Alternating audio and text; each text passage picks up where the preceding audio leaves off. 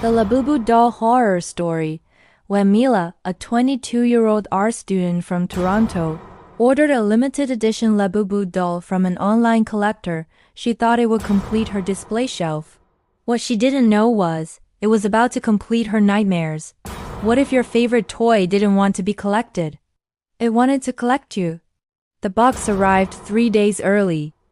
No return address, no name, just a small hand-drawn sticker of Labubu's wide grin. Inside, the doll's glassy eyes seemed to follow her as she lifted it out. Its fur was grayish, older than she expected, and one ear looked burned. Still, Mila loved it. She placed it on her desk, right beside her computer, and posted a photo with the caption, "Meet my new Labubu. Creepy but cute." Her followers loved it. But one comment stood out. That's not the official release. That's from the burned batch. Destroy it before midnight. She laughed. Internet weirdos, she muttered. But what if they weren't joking? That night, she stayed up late painting.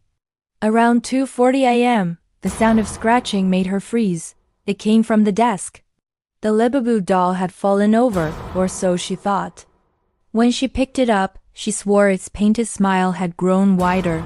She brushed it off, set it upright, and went to bed. At 3:13 a.m., her phone lit up. A notification. Labubu liked your photo. But that account didn't exist. Ever had something react to you that shouldn't even be alive? The next morning, Mila found tiny footprints across her desk, faint gray dust shaped like miniature paws. She checked her window. Closed.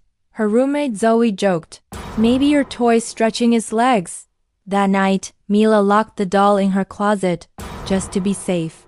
At 2:59 a.m., she woke to whispering. Tiny giggles. The kind that sound like they come from the walls. She turned on the lamp. The closet door was open. The Labubu sat on her nightstand, facing her bed.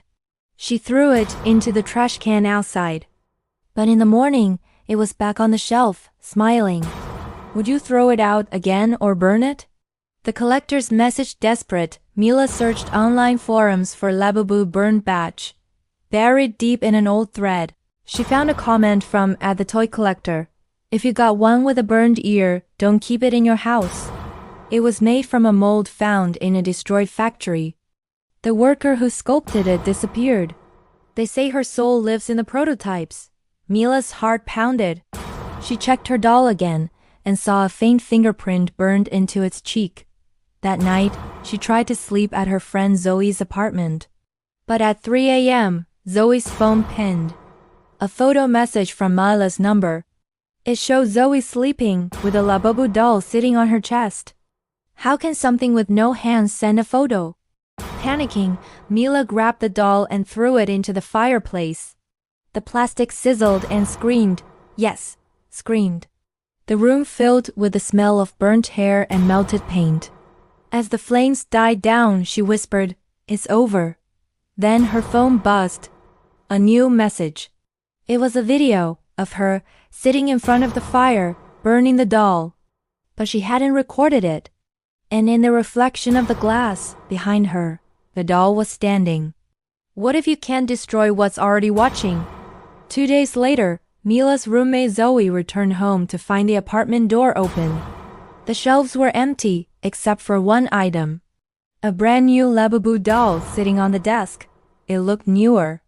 Untouched. But taped to its box was a note, written in Mila's handwriting.